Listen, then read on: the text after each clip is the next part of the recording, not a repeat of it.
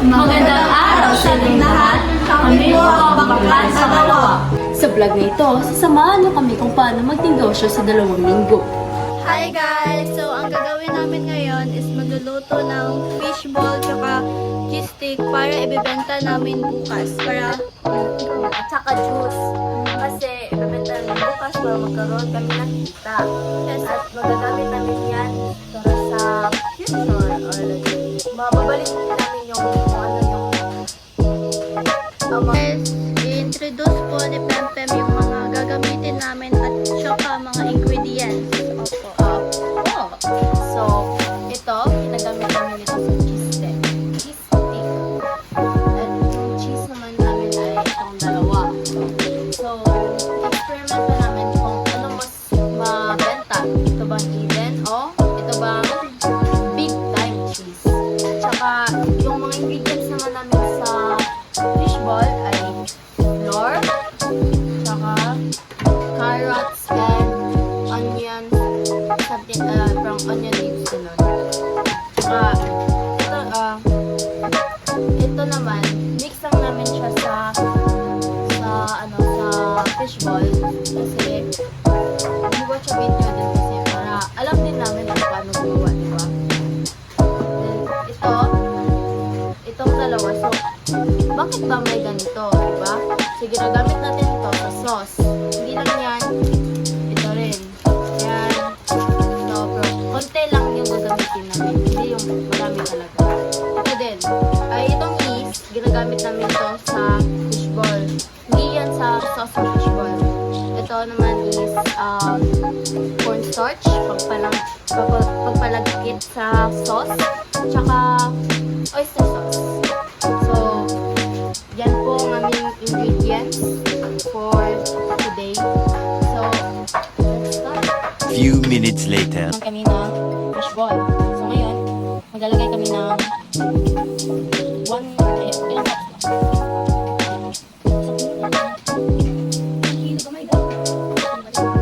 So, ayan guys, nagsistrain si Pempem ng flour para mas maganda yung texture na kinalabasan. Kasi madami po kasi yung mga lumps eh. Tignan nyo. Madaming mga lumps. Ayan. Sobrang dami. Kaya it's better. Kaya mas maganda kapag strain na lang siya. Hindi mo ito, Pep. Kaya mo yan, sir.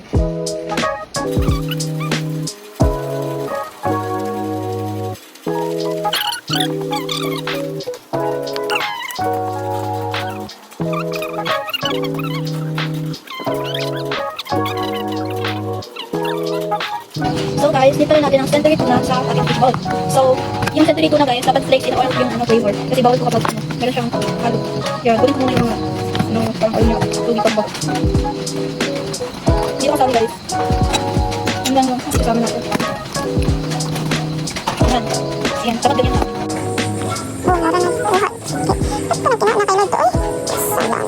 Oh, 1 tablespoon of cornstarch. But let me just check if okay na ba.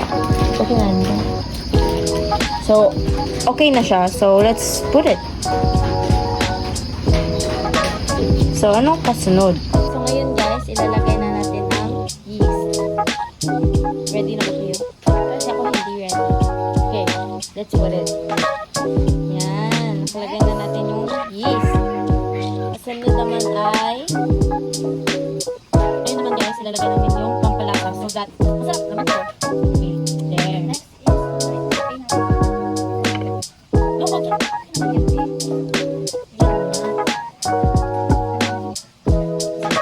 sala mo yan.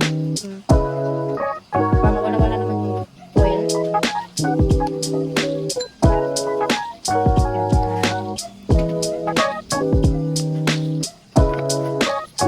So ngayon guys, ilagay na natin ng egg. Ano yung 1 egg? Okay. Tama na yan.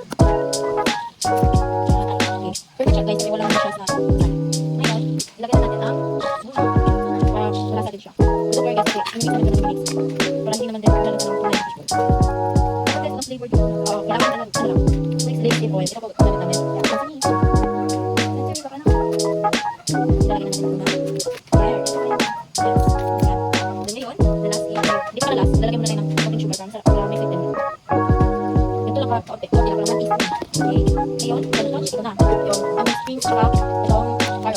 kung ano yung kita niyo yan, kung ano yung tsaka sobrang tino ng carrots. Yan, masarap. Kaya natin. At kasi maraming nilagay natin. Yung ngayon, water. Tsaka, hindi natin sure kasi maraming natin natin mix. Okay? Okay. Ngayon, i-mix na naman natin.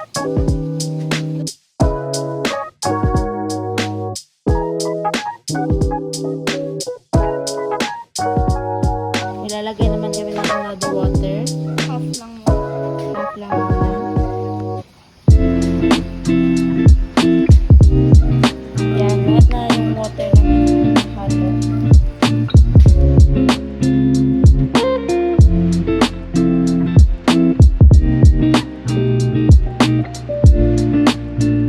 So, Dapat ganyan yung texture, guys. matapos na namin i-mix. Tingnan nyo mix. Ngayon guys, lagyan namin ng sapot para hindi mano ng air, tsaka nakakaganda din pero mag-hot yung ano. Kasi nilagyan natin ng yeast, diba? Ayan. Wakan siya. Sige, wakan mo. Yan. So, yan guys. Mag-slice ako ng Eden like na cheese lang para sa ating cheese stick. Kahit anong ano guys. I mean, kahit anong cheese gagamitin as long as cheese. As long as ano guys. Char.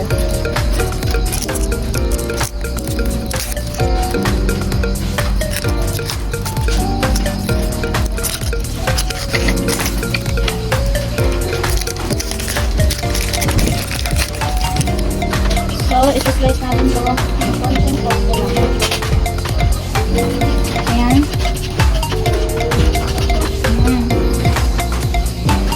Hindi pa ganito kakunti guys. Medyo mas maliit lang ito. Kasi marami tayong cheese stick na gagawin. Okay, malinis ko pala kamay ko guys. Ito yung mag-alala.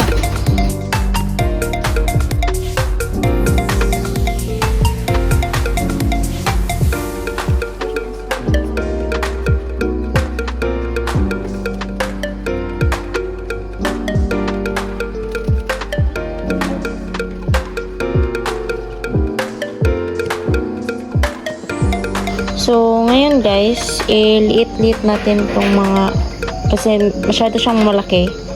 Kaya, babalik na lang ako. Okay? Kasi isa-slice ko muna ito.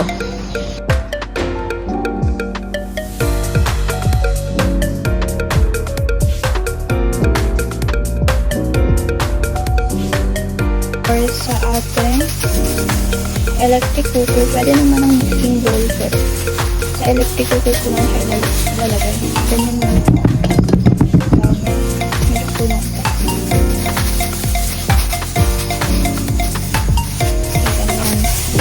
Ganyan guys.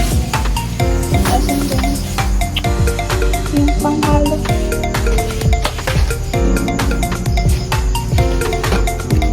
Next is ang ating yes. Kailangan pa rin ito yung yes natin guys.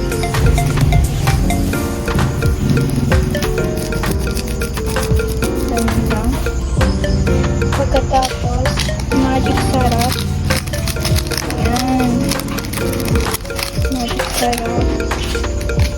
After is ating oyster sauce. Lamin na natin guys para masarap talaga. Pagkatapos is next ay ang ating lemon.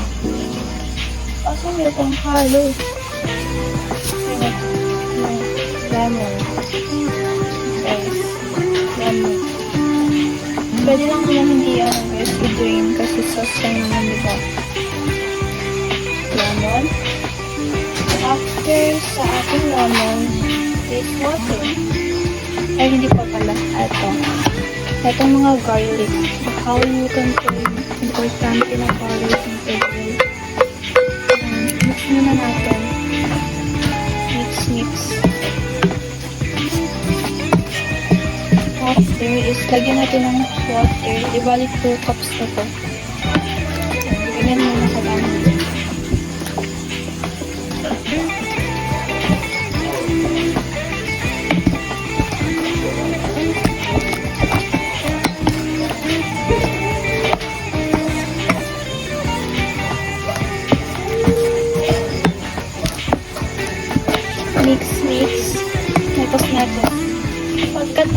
neto is yung ating soy sauce. Huwag natin ito kalimutan. Importante ito sa buhay. Gets.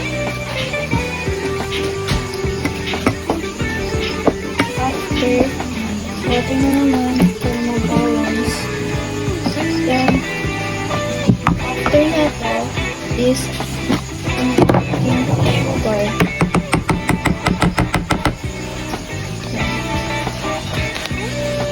Para naman, ganito kadami yung sugar natin para mas malasa. Lasa.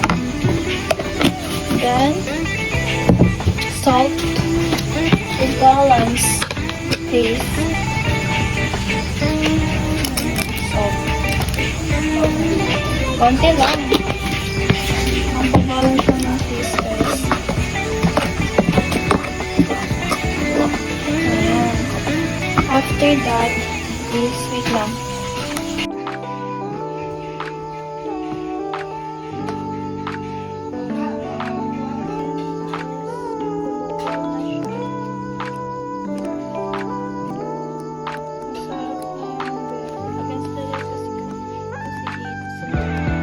Tomorrow. So ngayon, magluluto tayo ng cheese stick habang weekend time namin. Tara! Una, lagyan natin ng madaming oil para mas maganda yung kinalabasan. Ganyan kadami, guys. Yan muna natin hanggang kumulo. Guys, ipiprito na namin yung aming cheese stick. Ayan.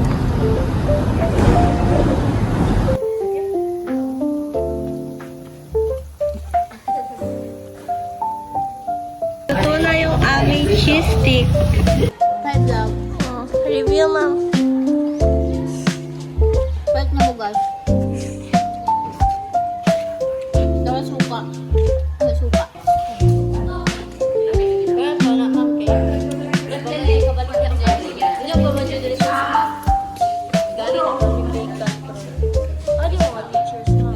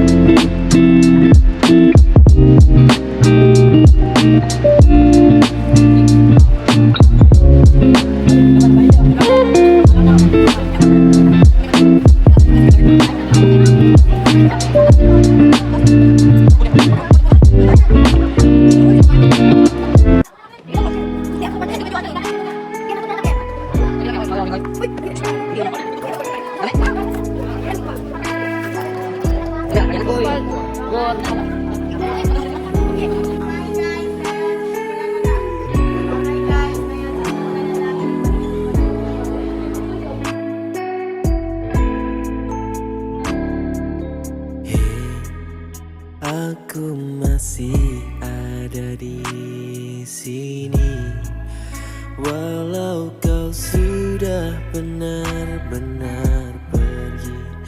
Kau tetap menjadi manusia favoritku. Oh, biarkan ku menyanyikan, hanya tercipta untukmu,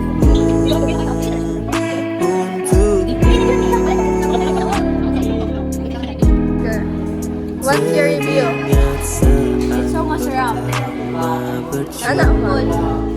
Di sebuah warkop kurang ternama, namun perjumpaan itu adalah yang terindah. Oh, biarkan ku menyanyikan lagu sederhana ini, hanya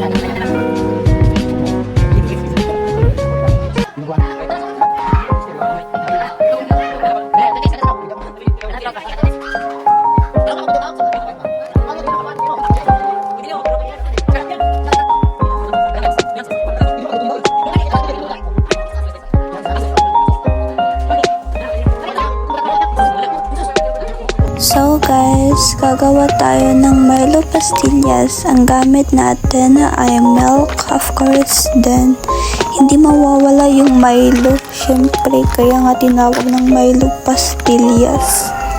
So, ayan. Hinalo ko na silang dalawa. Perfect combination, be. Ayan.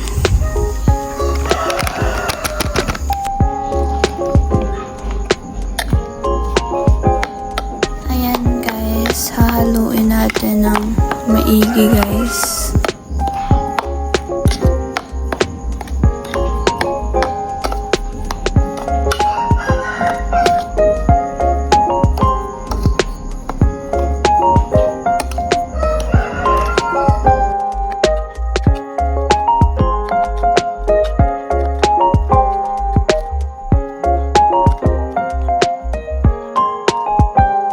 Pagkatapos, lagyan natin ng condense. Malamang, kailangan din natin ng condense, be. Then, matatawag din natin siyang Milo pastillas, be. Hindi mabubuo yung ating pastillas if wala tayong condense.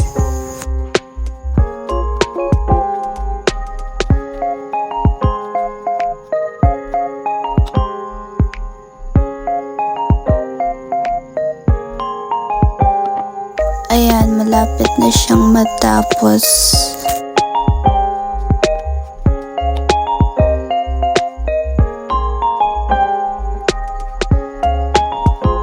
So, eto na final look ng ating pastillas.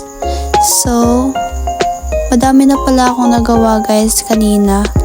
Then, ganito pala ako gagawa ng parang magbobol ng ating pastillas. Ayan. Nagagamit ako ng gloves para malinis talaga yung ating pagkagawa.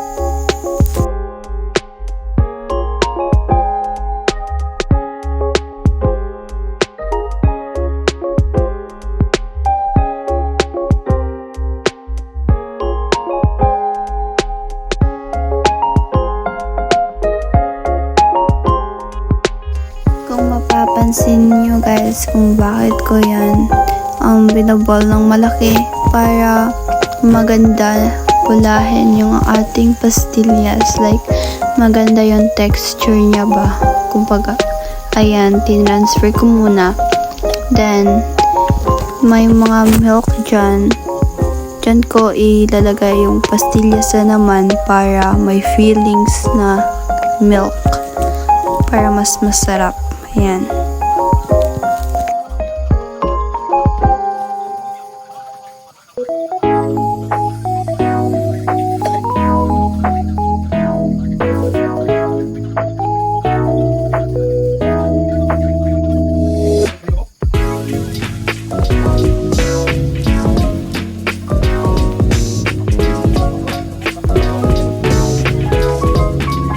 Transfer ko ng lalagyan ng ating pastillas para ito na yung gagamitin natin pang bebenta bukas.